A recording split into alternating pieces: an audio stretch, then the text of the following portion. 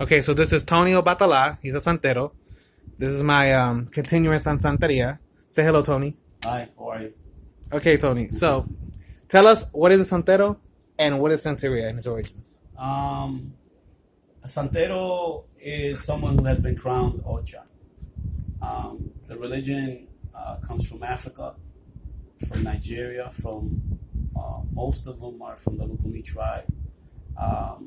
When the slaves were brought over and dispersed through different islands, primarily Cuba, religion was made up, and that religion that was made up in Cuba is called Santeria Lukumi. That's the lineage that I come from. The different lineages. I was crowned in Puerto Rico. My padrino was Lorenzo Torre Ibae. When I got Santo done, I didn't know about the religion, and I learned in 20 years that I have Ocha crowned, I've come to learn more and more about the religion. So when you start out in the religion, you might start out as a espiritista. So a espiritista is a person that believes in spirits. And there's different types of espiritistas. There's espiritistas that work in mesa blanca and white cloth tables. And then there's espiritistas, they may not work in tables at all, but are espiritistas, which is known maybe as a medium to other people.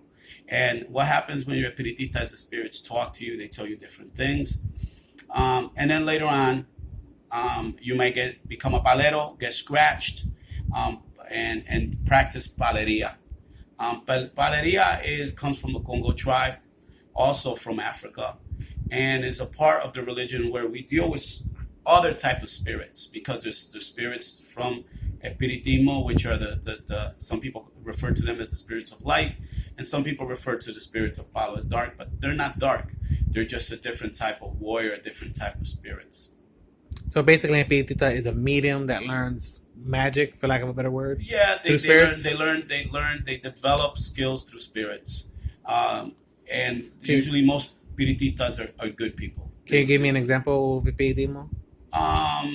For instance, I have a muerta that I pass que se llama Tomasa, and Tomasa is one of my spirits. Other people may have other spirits, Francisco, Francisca, Da Jose, un Congo, un gitano, una gitana, un indio. So these are spirits that are ancestral spirits that might have been a lineage in your family, and they continue to be there to support you spiritually. And that's what espiritistas are. And how do santeros work?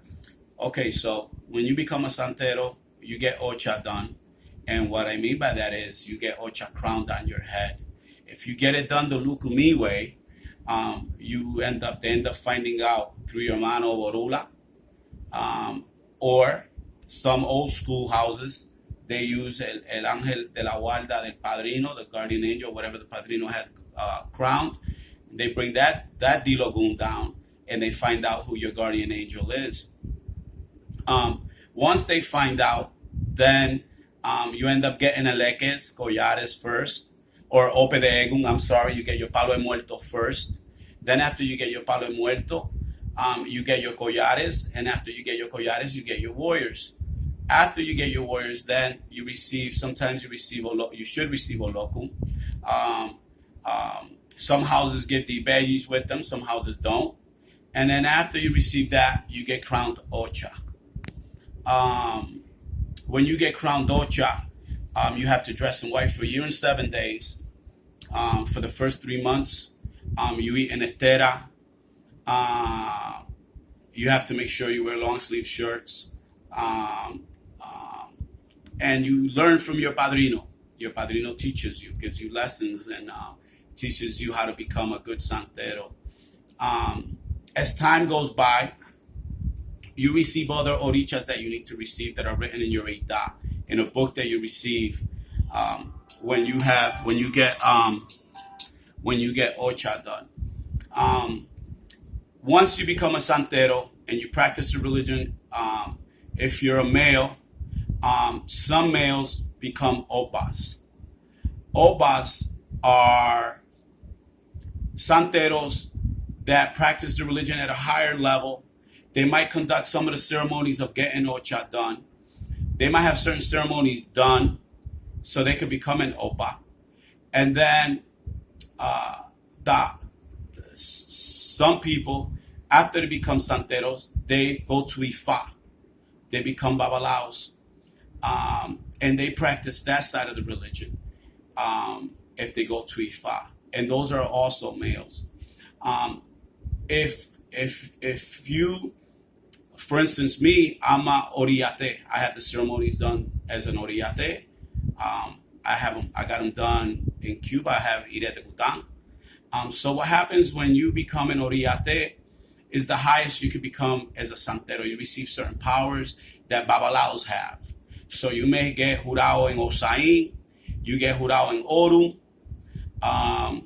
you get the consecration of Ire de Gutang done to you. I can't go into the details of any of those ceremonies, but those are ceremonies that you get to become an Oriate. A lot of those ceremonies are strictly for males. Those ceremonies, Orula determines if you get them done. If not, then you cannot get those ceremonies done and you cannot become an Oriate. Why can a woman not be an Orate? One of the reasons that a woman, I'm not saying they can't. I imagine they could. But the ceremonies are too intense, I think, for a woman to go through. There's certain things women are not allowed to receive.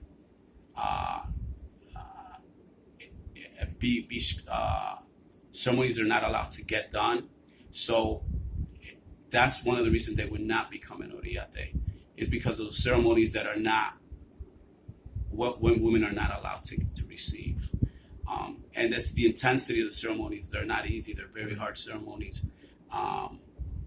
Not everybody gets them. Not everybody is allowed to get Ire de Gutang done. Not everybody is allowed to be jurado in Osain. Only certain people are. Even the ceremony is an intense ceremony. You know, some of them take 15 days. Some of them take 21 days. Damn. So some of those ceremonies are not that easy. 21 days? Yeah. Wow. Yeah. So, and it's not that you're there for 21 days. It's just a process of what needs to be. Certain things need to be buried for a certain amount of days. Then you have to go get them, get other ceremonies done. So throughout the whole process of the whole ceremony, it could take 15 days. It could take 21 days. So it's just the time that it takes to get them done. And then those are the different types of santeros that are out there, or levels that you could get to. And that's it, basically. You know, that's what the religion is. Santeria, generally, some people think that it has a lot to do with certain santos, like Catholic santos, and that happened in Cuba. So when the slaves were brought and they were practicing the religion, they had to somehow hide it, because the slave owners didn't want them to practice the religion. So they found out that certain saints in the Catholic religion represented a lot of the Orichas and the Lukumi and the Yoruba tribe. And what they did is they hid a lot of those santos behind those different saints. For instance, Babalawo, they hide them behind St. Lazarus. Obatala, they hide behind the Virgen de las Mercedes. Shango, they hide behind Santa Barbara. And we celebrate those days as well. We celebrate El Día de Santa Bárbara, along with the Día de Chango. We celebrate El Día de las Mercedes, along with El Día de Obatala. Okay. So another question that people always have for me is Santeria and witchcraft the same thing? No. You hear that, people? He said no. Not at all. So witchcraft, right? So there's a part of the religion known as the dark side. And the dark side manifests more in Palo. So the witchcraft side of our religion manifests in Palo. Now, does it manifest in Santeria? There's certain things that we receive, certain powers that we receive, that we are allowed with those powers to carry on dark situations. So, for instance, you have to do something with someone to get rid of a dark spirit that they might have, or some witchcraft that they may have when they come to you.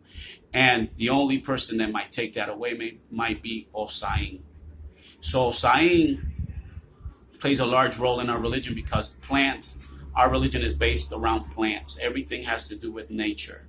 So when we do any ceremony, we always conduct something. We make something called Osain. And Osain is a bath that we make with different plants, usually 21 different plants. But there's over 1,000 different plants that we could use. But the basic plants that we use are usually the 21, and we make a bath with it, and everything is consecrated through those waters with those plants. So Osain plays a very large role in our religion. Osain can also be used to do certain things. You may do something with Osain to take someone out of the way that is maybe hindering a situation, or romper una brujería that someone has, break witchcraft that someone has. You could break it with Osain. And then we have Orun, and we do certain things with Orun as well. These particular orichas that I'm talking to you about, Osain and Orun, are kept usually next to your prenda en palo. So these people these people are, they're light and darkness together. So but it's not, the Santeria religion is not witchcraft. It's not voodoo. Voodoo is voodoo. Voodoo comes from Haiti, and that's where voodoo's practiced. Do some Santeros practice voodoo? Yeah, they do. Some Santeros do, but it's not one and one together. It's not the same religion. It's not the same concept. Is Palo and Santeria the same religion? No. Okay, what's the difference with Palo? Palo comes from the Congo tribe, and Santeria comes from the Yoruba tribe. Two different tribes. Okay. So what happens is, and even in Cuba they have what are these people called?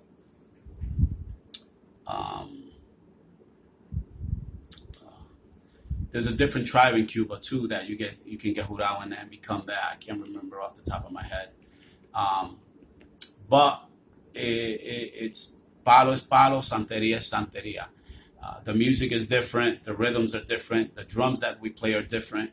For Santeria, we play añá. For Palo, we play cajon. Gotcha. Two different musics, two different languages. They speak two different languages, two different dialects, totally different things. And what is a Babalawo? That's a Babalawo is the highest level you could reach in our religion, Santeria. So what happens is, when you become a Santero, your divination or your way of connecting to the Santos and speaking to the Santos is done through a Dilogun. Dilogun are shells that speak, and Oduns of Dilogun. When you become a Babalawo, you become a priest of Orula. And what happens is Orula is the direct messenger to Olofi, talks directly to God. Where the Dilogun speaks directly to the Orichas. So anytime you get read by Legua, and Legua thinks that the Orishas cannot handle the situation or they can't help you, they send you to Orula. So when you go to Orula, Orula uses a tablero to tafal, and they use equele Orula, and inques to speak, and tafando, and that's the divination that Orula uses. Orula is above the Orichas in the sense that he can speak directly to Olofi. But Orula was born and raised with the Orichas. Some people say Orula is not an Oricha. Some people say that Orula does not go to your head, so it's not an Oricha, and he's not. But we pay him respect because he was given the gift to speak to Olofi directly. So all Babalawos have the respect of Santeros. A lot of the ceremonies that we do as Santeros, Oluos have to be there. Oluos, the Babalawos, are also known as Oluos. They are the ones that do some of the bosses to be able to crown an oricha. So they do the bosses of entrada, they do the bometa, they do they give you the mano borula to find out who your guardian angel is that goes to your head, and they do the matanzas during the orichas. They play the añá. Most of them are babalawos during the Dia del Medio when they introduce you to the tambolo fundamento. So the Oluas play a very large role in our religion. They are the ones that pray before the ceremony starts in the Odum and the Cuarto de Santo. So we have to give them a lot of respect. Okay, that pretty much wraps it all up for today. Okay. Thank you very much. Right, And welcome. again, this is Tony.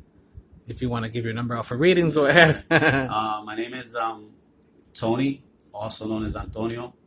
I got Ocha done 20 years ago. My birthday is in August 10th. I do consultas with the Dilogun. I do misas espirituales that they need to be done. I'm also a Oriate, and my number is 860-503-5429. All right. Thank you. You're welcome.